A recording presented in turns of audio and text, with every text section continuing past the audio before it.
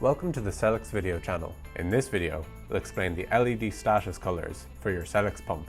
When the LED is white and flashing, this just means that the pump is booting up. If you see this, wait until the LED changes its color prior to connecting the pump. If the LED is orange and flashes and fades out, then the pump isn't initialized and no sensor is detected at boot time. If the LED is yellow and is flashing and fading out, then the pump isn't initialized, but a sensor is detected at boot time. If the LED is yellow and just flashing, this means that the pump is initializing.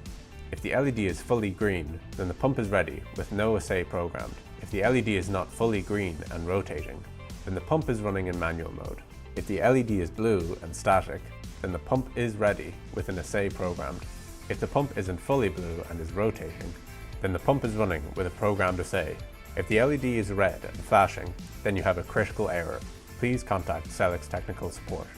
If you'd like to learn more about our microfluidic solutions, check out our website at wearecelix.com or contact us using the info on screen or in the description below.